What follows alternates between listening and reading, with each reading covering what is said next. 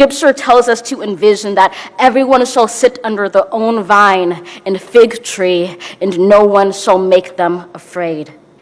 If we're to live up to our own time, then victory won't lie in the blade, but in all the bridges we've made. That is the promised glade, the hill we climb, if only we dare it, because being American is more than a pride we inherit. Meet the 22-year-old Amanda Gorman, who is the youngest inaugural poet in the U.S. history. She was the first person to mark the transition of presidential power. She offered a hopeful vision for a deeply divided country with her poem, The Hill We Climb. Most of you are wondering who she is, and I will share a brief history of her as written on Wikipedia. Amanda Gorman is a Los Angeles native who was raised by her mother, a teacher named Joan Wicks, with her two siblings. She has a twin sister called Gabrielle, who is an activist. Gorman has said she grew up in an environment with limited television access. She had speech impediment as a child. She has described her young self as a weird child who enjoyed reading and writing and was encouraged by her mother. Gorman has said she has an auditory processing disorder and is hypersensitive to sound. Gorman attended New Roads, a private school in Santa Monica for grades K to 12. As a senior, she received a Milken Family Foundation college scholarship and studied sociology at Harvard College. While at Harvard, she became the first person to be named National Youth Poet Laureate in April 2017. She was chosen from 5 finalists. In 2017, Gorman won a $10,000 grant from media company OZY as part of the OZY Genius Awards. Gorman's art and activism focus on issues of oppression, feminism, race, and marginalization, as well as the African diaspora. Gorman said she was inspired to become a youth delegate for the United Nations in 2013 after watching a speech by Pakistani Nobel Prize laureate Malala Yousafzai. Gorman was chosen as the Youth Poet Laureate of Los Angeles in 2014. She published the poetry book The One for Whom Food Is Not Enough in 2015. Gorman is the founder of the non-profit organization One Pen, One Page, which runs a youth writing and leadership program.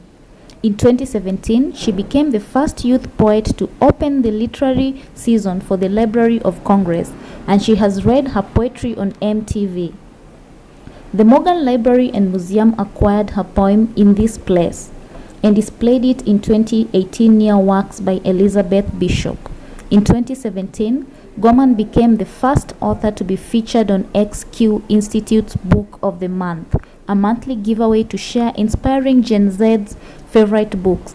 She wrote a tribute for the black athletes for Nike and has a book deal with Viking Children's Books to write 2 children's picture books. In 2017, Gorman said she wants to run for president in 2036.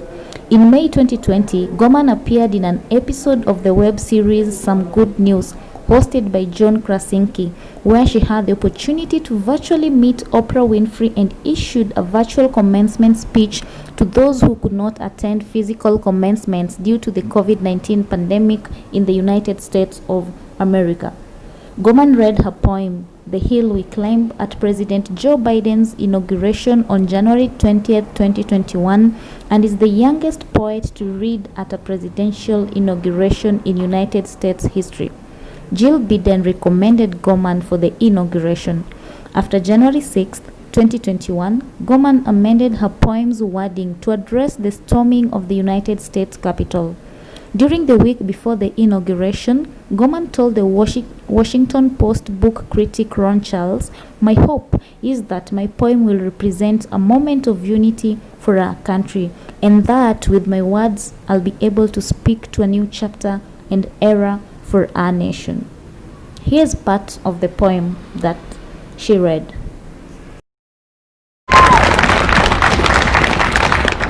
Mr. President, Dr. Biden, Madam Vice President, Mr. Emhoff, Americans, and the world.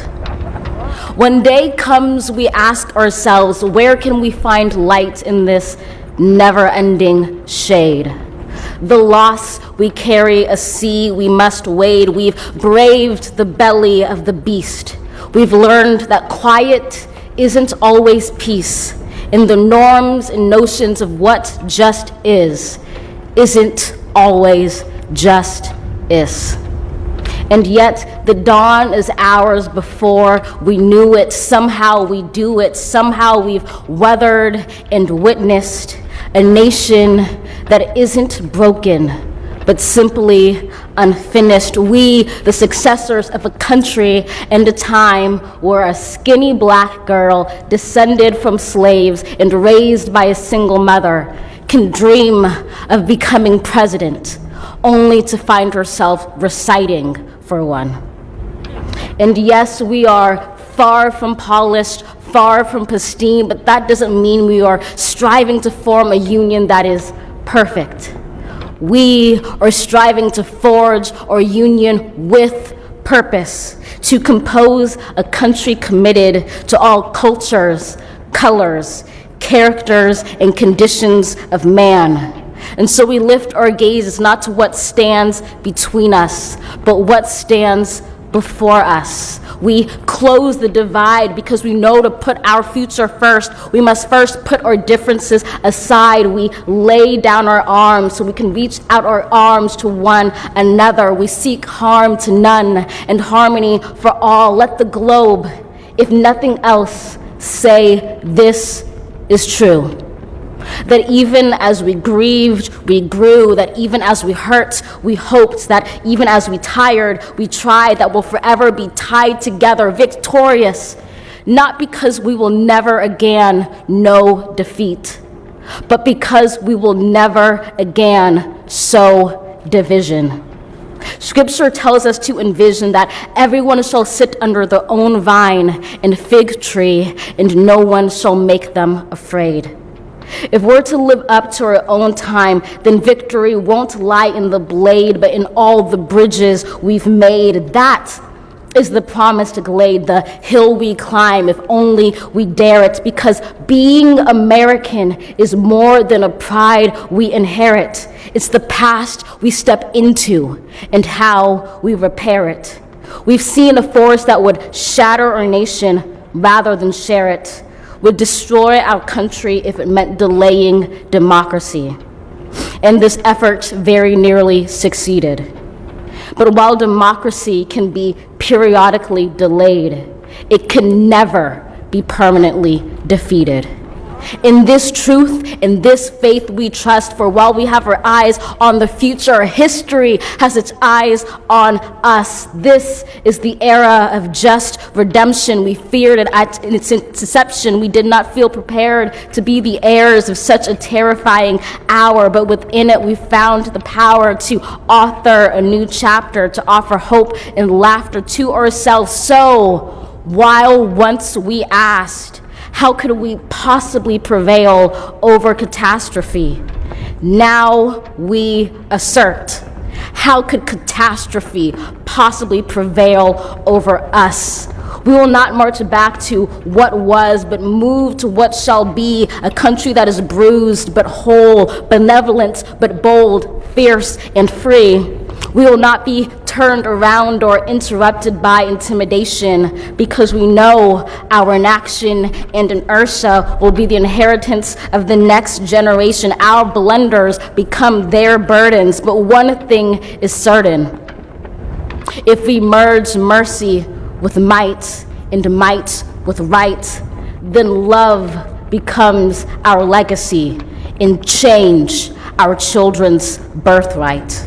So let us leave behind a country better than the one we were left. With every breath from my bronze-pounded chest, we will raise this wounded world into a wondrous one. We will rise from the gold-limbed hills of the west. We will rise from the wind-swept northeast, where our forefathers first realized revolution. We will rise from the lake-rimmed cities of the Midwestern states. We will rise from the sun-baked south. We will rebuild reconcile, and recover in every known nook of our nation, in every corner called our country. Our people, diverse and beautiful, will emerge battered and beautiful. When day comes, we step out of the shade, aflame and unafraid. The new dawn blooms as we free it. For there is always light, if only we're brave enough to see it, if only we're brave enough to be it.